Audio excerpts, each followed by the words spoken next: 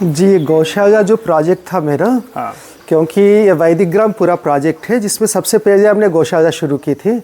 और गौशाला शुरू करते समय कई प्रकार की विचार थे, किस प्रकार की गाय जावे। लाना तो देसी अपने भारतीय नस्ल के ही लाना था, पर उसमें कुछ ये भी था कि हम गिर लाएंगे, साहिवाल लाएंगे इत्यादि। पर बहुत विचारने के बाद मैंने अंत में निर्णय यही लिया कि बिल्कुल स्थानीय नस्ल को लेके चलेंगे, क्योंकि हम शुरू कर रहे हैं। अभी जो काम करने वालों की कोई गारंटी नहीं कि कितना टिकेंगे, क्या टिकेंगे। जो गिर वगैरह उसमें मेंटेनेंस बहुत ज़्यादा है, पहले कास्ट बहुत ज़्यादा है, मेंटेनेंस ज़्यादा है, फेल होने की संभावना ज़्यादा है, देख रेख में थोड़ी भी कमी हो तो। नमस्कार साथियों, आज हम आए हुए हैं उत्तर प्रदेश का जो बुंदेलखंड एरिया है राठ, वहाँ पे एक गांव है छेड़ी बसायक, और इस गांव में आचार्य रविंद्र जी रहते हैं। और वैदिक ग्राम इनका बहुत अच्छा बना हुआ है, और ख़ास करके वैदिक ग्राम के साथ गुरुकुलम पद्धति को आगे बढ़ाने का प्रयास कर रहे हैं, रोज़गार को बढ़ावा देने का प्रयास कर रहे हैं, प्राकृतिक खेती को बढ़ावा देने का प्रयास कर रहे हैं, और देसी गायों को बचाने और देसी गाय की गौशाला भी इनकी बहुत अच्छी है। तो बताते हैं कि आचार्य रविंद्र जी ने बीटेक, एमटेक, एनआईटी जैसे अच्छे इंस्टीट्यूट से किया, वारंगल से, और इसके बाद लगातार आध्यात्मिक पठन पाठन भी बहुत रहा, वेद है।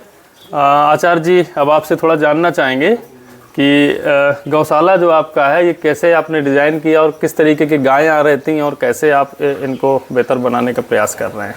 तो ये था कि लो रिस्क, लो कास्ट, लो मेंटेनेंस, तो उस प्रकार की ये था। और दूसरा ये भी था कि हम गौशाला ऐसा बनावे कि दूसरों को भी हम कुछ एक विज़न दिखावे अपना। हाँ। बहुत अच्छे गाय दूर से जाके हम पालेंगे, इन नस्लों को कौन पालेगा फिर?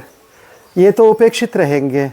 और क्या ये वास्तव में उपेक्षा के योग्य है? ऐसा तो मैं नहीं मानता। भारत का हर नस्ल का गाय का अपनी विशेषता है, और वो उसकी उपयोगिता बहुत है। तो इससे मैंने यहाँ जो जंगल में खुले चर रहे थे, जो लोगों ने छोड़ रखा था, उस प्रकार की गायों में से उन बच्चियों को इकट्ठा किया जो पहली बार गाभिन हो गई थी। लोगों को कहा था मैंने गांव में कि ऐसे बच्चियां जो पहली बार गाभिन का हैं, उसको पकड़ के जाके हमारे पास बांधो और 200 रुपये अपनी मजदूरी ले जाओ। तो ये स्कीम मैंने रखा था। उस प्रकार 1500 बच्चियाँ इकट्ठी थी।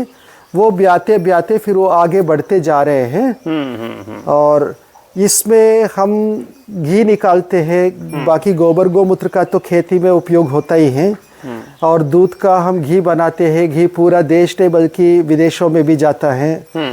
तो इसी से हम पहले 2 वर्ष तो मैंने इनका अलग से अकाउंट मेंटेन किया था। ये लगभग स्वावलंबन पे चल रहा था। आगे जाके जैसे बच्चियाँ और जो है उनकी संख्या बढ़ती गई है, तो अब वो थोड़ा सा नेगेटिव में है। पर आगे जाके वापस वो गाय बन जाएंगी तो इकोनॉमी वापस सुधर जाएगी। यानी मैं ये कहना चाहता हूँ कि ये ज़्यादा बोझ नहीं है जैसे माना जाता है, और घी पर ही मैं इसको स्वावलंबी बना सकता हूँ। ये बहुत नॉमिनल नस्ल का, ज़्यादा से ज़्यादा ये बहुत अच्छी गाय जो है 3 किलो एक टाइम दूध देती है। ये गिर साहिवाल नहीं कि जो एक समय 10 लीटर देवे, वो वाला नहीं है। ये भी गाय जो है आपके लिए ज़्यादा भारी नहीं है। और सामान्य जो घर है जिसमें दिन भर में 3-4 लीटर की आवश्यकता है, तो ये गाय पर्याप्त है। आप गिर क्यों पाले?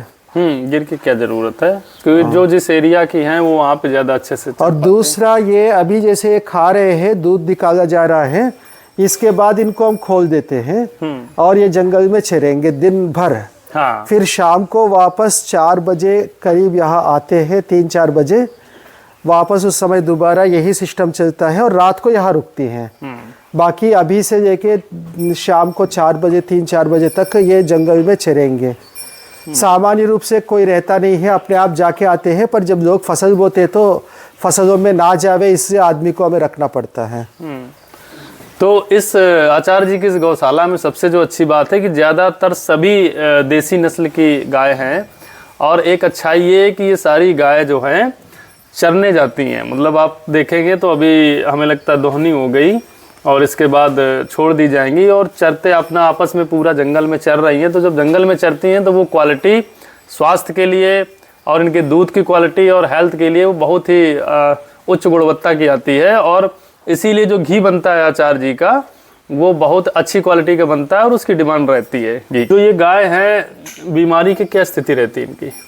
ना के बराबर है, कभी आपस में कुछ चोट लग जाए वो बात अलग है। अच्छा, आपस में लड़ जाए और वो चोट लग के पता नहीं चलता तो बाद में पक जाते हैं या उस प्रकार की स्थिति है। हाँ। इसके अलावा खास कोई बीमारी अभी तक हमें नहीं, कभी कभी होती बहुत थोड़ी सी। अच्छा, ज़्यादा कुछ ऐसा नहीं। तो इसी के साथ सबसे विदा लेना चाहेंगे। नमस्कार, धन्यवाद। नमस्ते।